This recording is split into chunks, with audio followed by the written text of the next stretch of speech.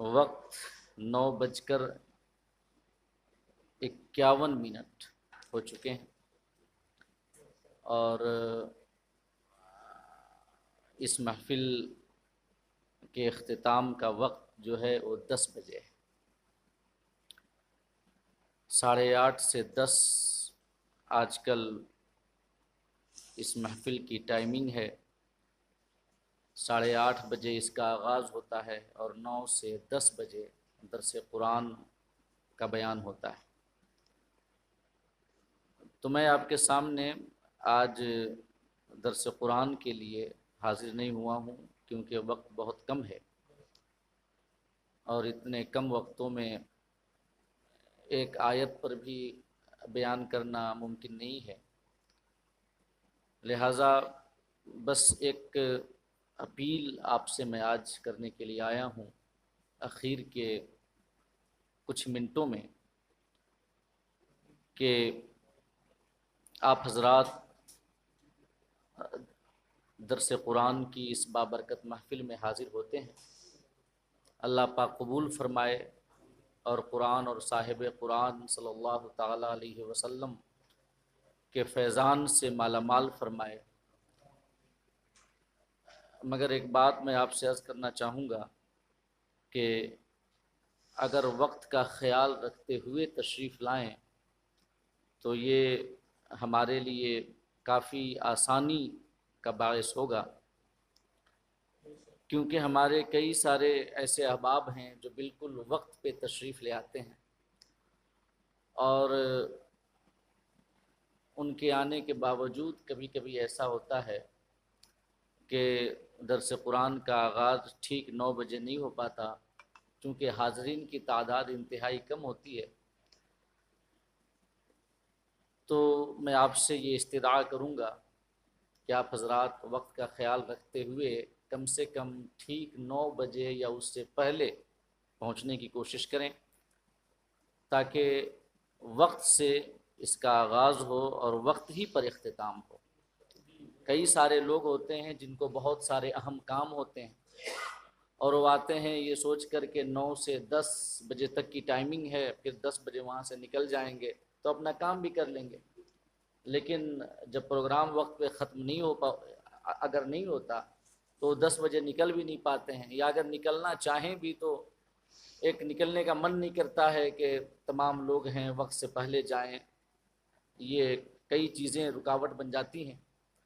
تو میں آپ سے استدعا کروں گا کہ وقت پر ضرور تشریف لائیں اور 9 سے 10 کی ٹائمنگ کو ضرور خیال اپنے ذہن و دماغ میں رکھیں کہ ہمیں 9 بجے سے پہلے پہلے اس محفل میں حاضر ہو جانا ہے، کیونکہ ہم جس مذہب کے ماننے والے ہیں وہ مذہب ہے جس نے زندگی کے تمام شعبوں میں ہمیں تعلیمات عطا کی ہیں، ہمیں تنبیہات کی ہیں اور ہمیں ہر چیز کی جو اہمیت ہے اس اہمیت کو بتایا ہے۔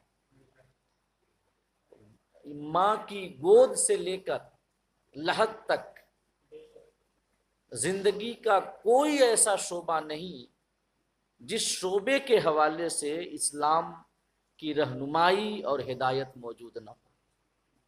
اسی وجہ سے ہم کہتے ہیں کہ اسلام اور ہمارا ماننا بھی ہے، صرف کہتے نہیں ہیں بلکہ ہمارا یہ ماننا بھی ہے، عقیدہ بھی ہے کہ اسلام ایک مکمل ضابطۂ حیات ہے۔ اور مکمل ضابطۂ حیات کیوں ہے کہ کیونکہ زندگی کے تمام شعبوں میں مذہب اسلام ہمیں ہدایت و رہنمائی عطا کرتا ہے۔ تو وقت تو ہماری زندگی کا ایک اہم ترین اللہ کا فضل ہے جو اللہ نے ہمیں عطا کیا ہے۔ وقت کی اہمیت کا اندازہ اس بات سے لگائیں کہ اللہ رب العزت نے قرآن مجید میں وقت کی قسم کو یاد فرمایا۔ قسم تو اسی چیز کی کھائی جاتی ہے نا جس کی اہمیت ہو، جس کی عظمت مسلم ہو۔ اللہ پاک نے اپنے مقدس کلام میں وقت کی قسم یاد فرمائی، 30ویں پارے کی صورت ہے، ہم سب کو یاد بھی ہے، والعصر ان الانسان لفی خسر، الا الذین آمنوا وعملوا الصالحات وتواصوا بالحق وتواصوا بالصبر. یہ کیا ہے سورہ مبارکہ؟ وقت کی اہمیت کو بیان کرتی ہے. یہ اللہ پاک فرماتا ہے قسم ہے زمانے کی. زمانہ کس کو کہتے ہیں؟ وقتی کو تو کہتے ہیں. ابتدائی درجوں میں جو بچے پڑھتے ہیں اور جب زمانہ کی تعریف انہیں بتائی جاتی ہے تو زمانہ کی تعریف یہی ہے کہ زمانہ وقت کو کہتے ہیں. زمانہ وقت ہے اور کچھ نہیں. اللہ پاک نے زمانے کی یعنی قسم، وقت کی قسم یاد فرمائی اور اس کے بعد فرمایا ان الانسان لفی خسر، انسان یقیناً خسارے میں ہے. ذرا دونوں کے درمیان جو مطابقت ہے، تعلق ہے، والعصر اور ان الانسان لفی خسر کے درمیان ذرا اس تعلق پہ غور کریں. کیا فرماتا ہے اللہ پاک؟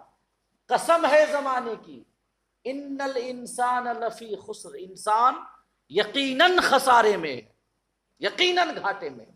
انسان کے خسارے میں ہونے کا اللہ پاک نے تذکرہ فرمایا اور اس سے فوراً پہلے وقت کی قسم یاد فرمائی. تو اس سے یہ ہمیں سبق اور ذہن ضرور ملتا ہے کہ انسان خسارے میں وہی ہے جو اپنے وقت کو برباد کرے. اللہ پاک نے جو اسے وقت دیا ہے اس کی عمر میں سے اسے ضائع کرے، گناہوں میں خرچ کرے، فضول کاموں میں خرچ کرے، ایسے کاموں میں خرچ کرے جن کا کوئی فائدہ نہ ہو، تو وہ یقیناً خسارے میں ہے. جو اپنے وقت کو ایسے کاموں میں خرچ کرے جس کا کوئی فائدہ نہ ہو. اب اس کے بعد اللہ پاک نے کچھ ایکسیپشنز بیان فرمائے کہ کچھ لوگ ہیں جو خسارے میں نہیں ہیں. وہ کون لوگ ہیں؟ الا الذین آمنوا وعملوا الصالحات وتواصوا بالحق وتواصوا بالصبر.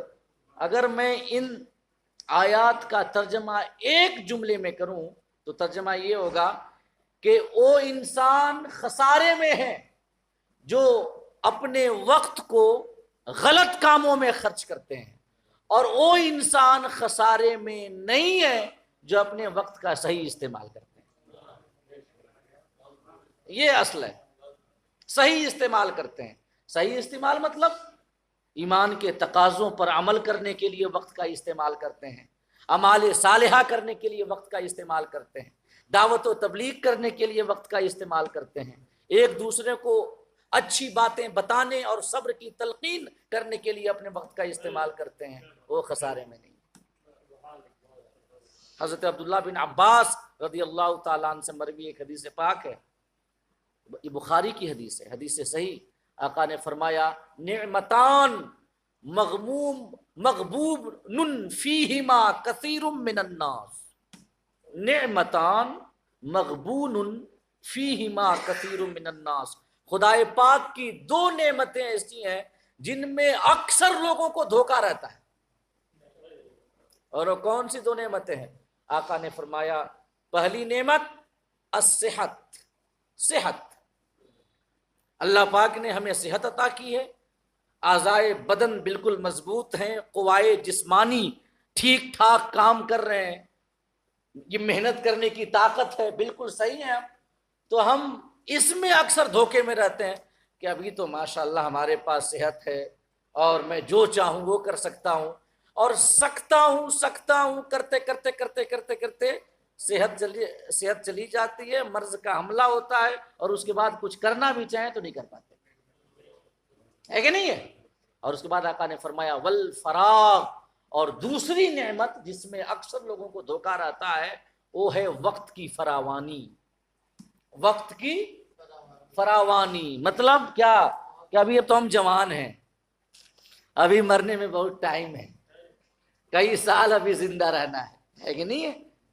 بعد میں سب کر لیں گے، نیکیوں کے کام فرائض و واجبات بعد میں ادا کر لیں گے.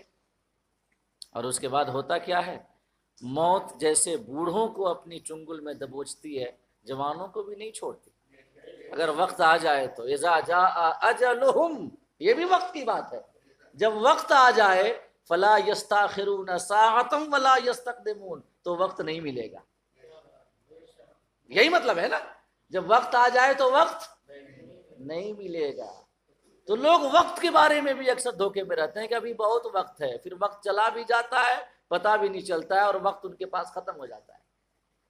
آقا کی یہ حدیث ہمیں بتاتی ہے کہ اگر اللہ نے ہمیں صحت عطا کی ہے تو اس کا فائدہ اٹھائیں، اس کا استعمال اچھے کاموں میں کریں۔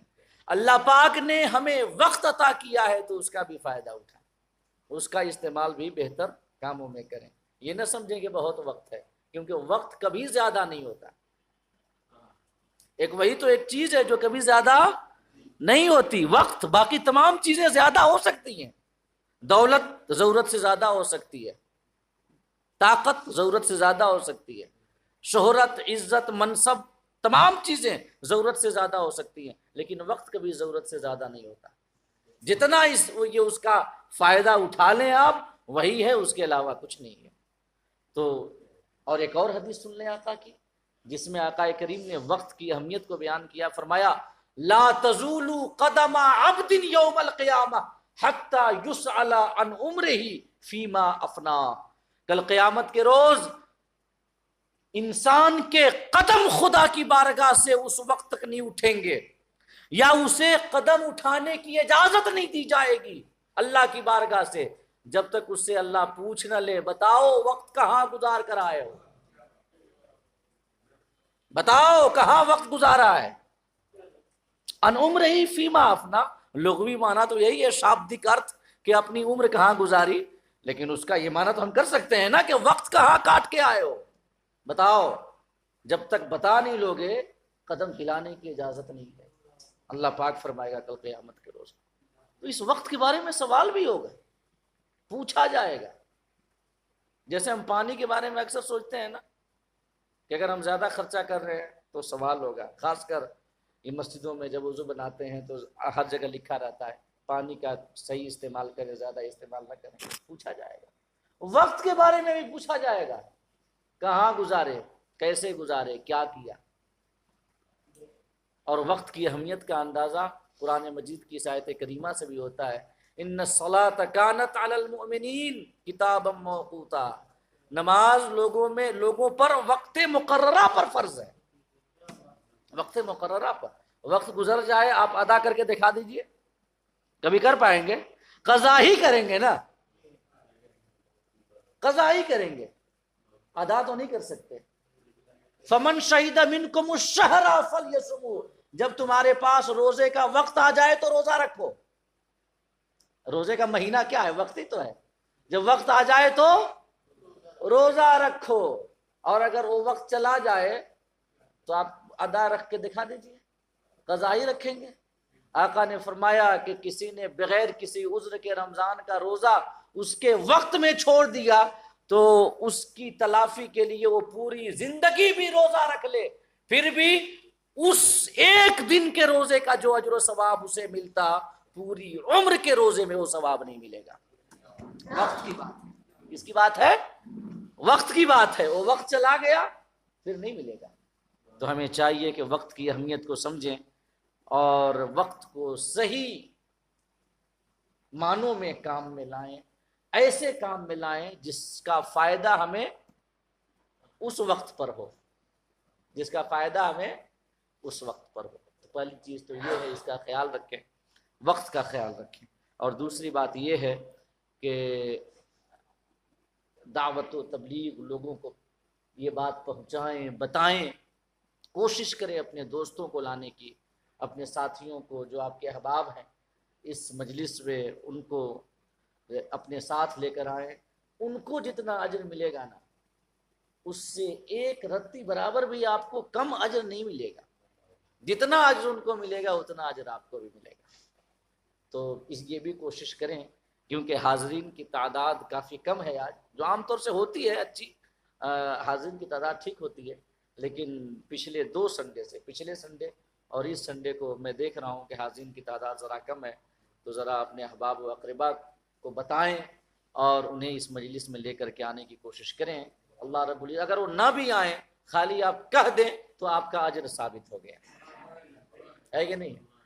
تو زبان کا استعمال کرنے میں کیا جاتا ہے، کوئی محنت یا پیسہ تھوڑی لگتا ہے، خالی کہنا ہی تو ہے۔ ہمارے مسعود چچا، اللہ پاک انہیں سلامت رکھے، صحت و سلامتی عطا فرمائے، ہر سنڈے کو کم سے کم 10 آدمیوں کے پاس ان کا فون جاتا ہے، سب کو بتاتے ہیں، وہ آئیں یا نہ آئیں ان کا اجر تو ثابت ہو گیا نا۔ اللہ پاک انہیں سلامت رکھے۔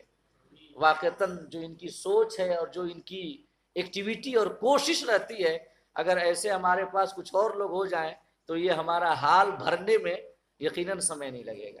اللہ پاک ایسے کچھ اور حضرات بھی اللہ پاک ہمیں عطا کرے کہ تاکہ وہ تنظیم کے لیے اور دین کے لیے کوششیں کریں۔ اللہ پاک ہم سب کو کہنے اور سننے سے زیادہ عمل کرنے کی توفیق عطا فرمائے۔